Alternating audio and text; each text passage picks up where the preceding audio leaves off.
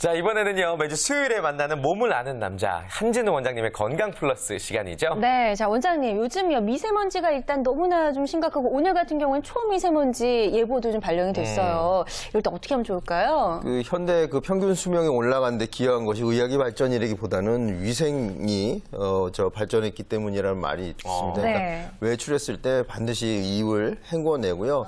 그다음에 생리식염수로 코 세척을 한다든지 눈도 세척해주고 손을 씻는 것이 매우 중요합니다. 손을 비누로 씻어주고 이런 생활 관리를 하고요. 실내 습도 조절을 해서 먼지가 습기에 흡착될 수 있도록 분무기를 뿌려서 쓸어낸다든지. 그러니까 요즘에는 오히려 환기가 더 안 좋을 수가 있으니까요. 그러네요. 습도를 이용한 먼지 조절이 더 유리할 수가 있겠습니다. 네, 요즘 아주 미세먼지 때문에 고민이 많은데 아주 깨알 같은 정보 감사드리고요. 네. 오늘 본격적으로 전해주실 건강 정보 어떤 건가요?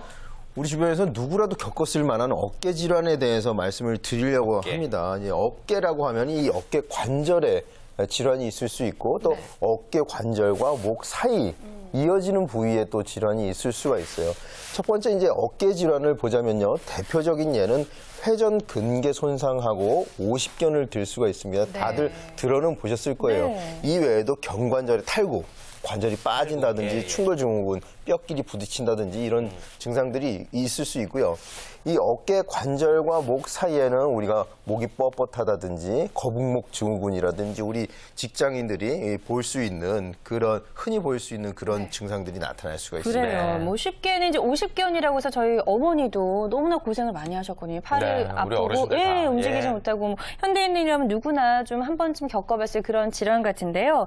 어깨 질환이 오는 원인부터 우리가 좀 정확하게 알고 있어야 될 것 같아요. 어깨 관절에서 회전근개 손상에 대해서 먼저 말씀을 드리면요. 운동이나 일상생활에서 발생하기가 쉽습니다. 네. 충격을 받는다든지 어디 부딪히거나 외력에 저항하다가 이렇게 발생을 하는데요. 우리가 원인을 모르고 언제 다쳤는지도 모르는데 이렇게 회전근개 손상이 올 수도 있습니다. 네. 회전근개라는 것은 어깨 윗뼈에 극하근, 극상근, 그다음에 견갑하근, 그다음에 소원근이라는 이 4개의 근육들이 건의 형태로 변화하면서 이 뼈에 붙어 있는 그런 형태인데요. 건이라는 것은 섬유 조직입니다. 근데 이게 외력, 스트레스, 힘에 저항하다가 투두둑 하고 틀어지는 그런 손상이 되겠습니다. 그렇군요. 오십견이라고 하는 것은 이 유착성 피막염이라고 하면 유착, 조직들끼리 자꾸 들러붙는다는 뜻인데요. 그래서 한자로는 견응, 영어로는 frozen shoulder, 어깨가 얼어붙는다 이런 말을 하죠. 왜냐하면 윤활유 성분이 줄어들면서 자기들끼리 자꾸 들러붙어요. 그래서 움직이지 않고 한동안 같은 자세를 유지하고 있다가 움직이려고 하면 더 아픈 것이 특징이에요. 마치 살얼음이 틀어지는 것 같은 그런 특징이 있고 가장 특징적인 그 증상은 뭐냐면 잠을 자다가 이렇게 자세를 바꿀 때 찢어지는 듯한 느낌이 오는 그런 특징이 있습니다. 왜냐하면 지들끼리 자꾸 들러붙거든요. 마지막으로는 이제 목과 어깨를 연결하는 이 부위의 이제 통증은 우리가 모니터도 많이 보고 이렇게 책도 많이 보고요. 요즘 학생들 보면 이 스마트폰을 이렇게 많이 보고 있다든지 소파에 누워서 TV를 시청한다든지 잘 때 이렇게 웅크리고 잔다든지 이런 생활 습관에 의해서 많이 발생을 하게 되죠. 근데 결국에는 그 자세가 나쁘기 때문에 어깨 질환이 발생하는 경우가 많다라는 말씀이신 것 같습니다. 근데 저 같은 경우는 조금만 무리해도 바로 어깨에서부터 시작이 돼요, 통증이.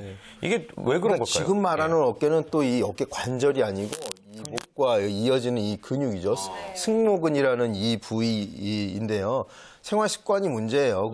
조금 있다가 그 자세에 대해서는 다시 말씀드리고 회전근개 손상이 왔을 때 가장 특징은 이렇게 뻗어서 힘을 줄 때 앞이 뜨끔뜨끔한 그런 통증이 오게 됩니다. 그다음에 이렇게 팔을 돌렸을 때 밑으로 특정 각도에서 툭 떨어지는 이거는 굉장히 많이 손상됐을 때 그런 증상이 오고요. 이렇게 했을 때 누가 팔을 누르면 이 힘에 저항할 수 없이 통증이 생기는 것을 그 회전근개 손상을 이제 어떻게 유추해 볼 수가 있죠. 그래요. 우리가 좀 자가 진단법을 활용해서 지금 알려주신 방법으로 혹시나 좀 회전근개 파열이 아닌가 좀 이렇게 진단을 해볼 수도 있을 것 같고요.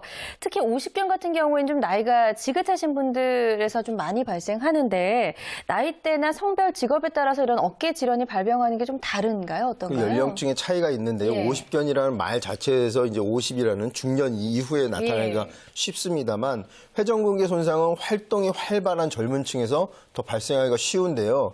중장년층에도 많은 것이 어떤 연구 보고를 보면은요, 그 랜덤하게 어깨가 아프지 않음에도 불구하고 아무나 이렇게 착출해가지고 MRI 찍어보면 그중에 50% 절반 정도는 회전근개가 이미 손상돼 있더라. 그러니까 회전근개 손상이 우리가 알게 모르게 많이 발생을 합니다. 다만 젊은 층에서 활동을 많이 하기 때문에 운동 같은 걸 하다 많이 발생하고요. 네. 50견은 이제 주로 중장년층의 그 병명대로 나타나지만 꼭 중장년과 유사한 생활 방식을 갖는 젊은이들한테도 생긴다는 거 예. 그거 유념하셨으면 좋겠어요.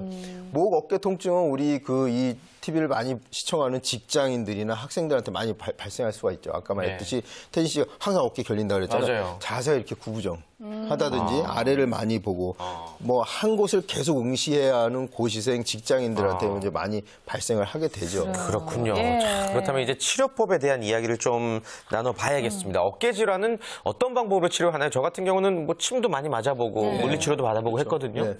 물리치료, 침, 이 부항이라든지 이런 치료에 반응이 매우 좋은 편이고요. 예. 경우에 따라서는 이제 약을 같이 병행하기도 합니다.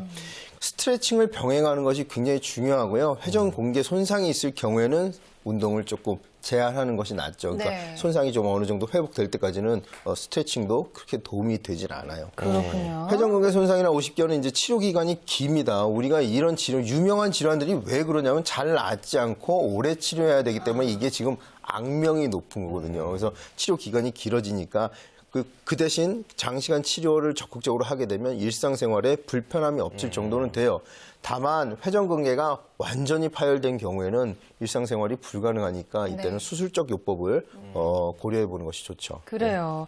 근데 어깨 같은 경우에는 이제 저도 굉장히 심하게 아플 때만 병원을 찾고 그렇지 않을 경우는 좀 뻐근함이 남아있고 치료를 하고 나서도 조금 무리를 하면 어깨에 늘 이제 뻐근함이 좀 있는 편인데 이럴 때 사후 관리도 상당히 좀 잘해야 될 것 같아요. 꾸준한 스트레칭이 도움이 되는데요. 예. 꾸준히. 가장 중요한 것은 아픔을 참아가면서 스트레칭을 할 필요는 없어요. 가동각, 내가 움직이려고 할 때 통증이 느껴지는 데서 멈춤 동작을 하는 것이 중요하고요. 이걸 굳이 이렇게 뜯어버리려고 이렇게 노력하다가 오히려 더 많이 다치는 네. 경우들도 있고 예. 50견에 여기 문제가 생겼는데 안 올라가니까 다른 근육들을 막 이렇게 써가지고 또 오히려 거기에 통증이 오는 경우 굉장히 곤란하니까 항상 스트레칭은 달래가면서 ROM을 그 레인지 오브 모션이라고 하는데 네. 가동각을 조금씩 늘려가도록 이렇게 해서 네. 한 번에 확 잡아쨘다든지 예. 이런 방법들은 별로 좋지 않습니다. 예. 그래요.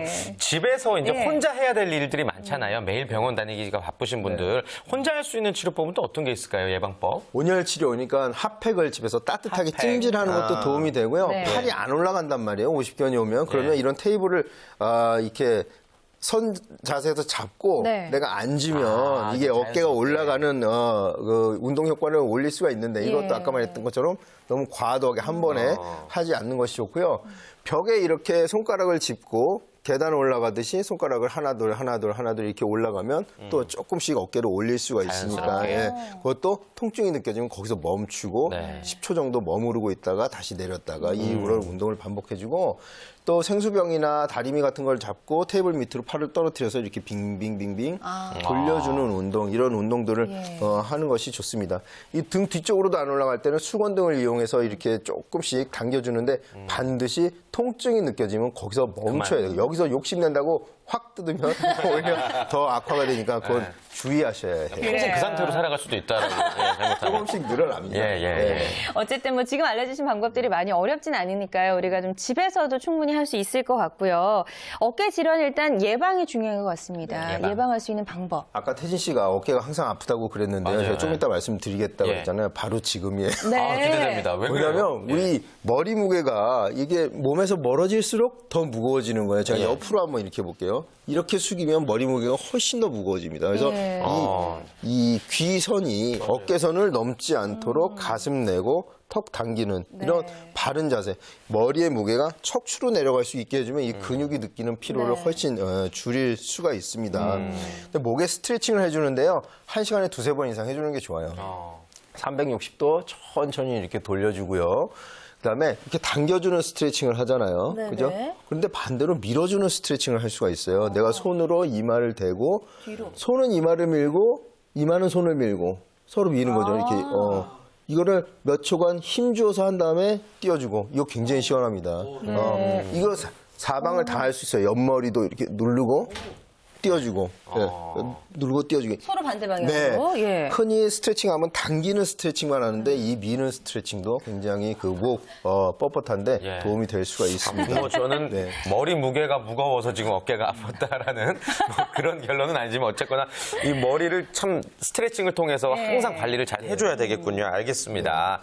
자, 마지막으로 또 어깨 질환으로 고생하고 있는 분들을 위해서 한 말씀 해주실까요? 50견이라는 병명이 아까도 우리한테 익숙한 것은 잘 낫지 않아요. 우리가 농담을 할 때 치료하면 6개월이면 낫고 치료를 안 하면 반년이면 낫는다. 이런 농담이 있을 만큼 아주 이 치료 과정이 지리멸렬합니다. 예. 이거를 제가 이렇게 임상에서 보면은 누가 꾸준히 치료하느냐에 따라서 그 예후가 많이 다른 것 같아요. 그러니까 너무 이렇게 조급한 마음 갖지 마시고 꾸준히 치료하시는 거 좋고 아까 서진 씨도 목이 아파도 그냥 그러고 만다고 했는데 한 3회에서 5회만 치료받아도 굉장히 한동안 가벼운 어깨로 일상생활을 할 수 있으니까 목이 뻐근하고 뻣뻣한 분들은 반드시 빨리 한방의료기관 가셔가지고 치료를 받고 또 일상생활을 하는 것이 좋을 것 같습니다. 네, 좋습니다.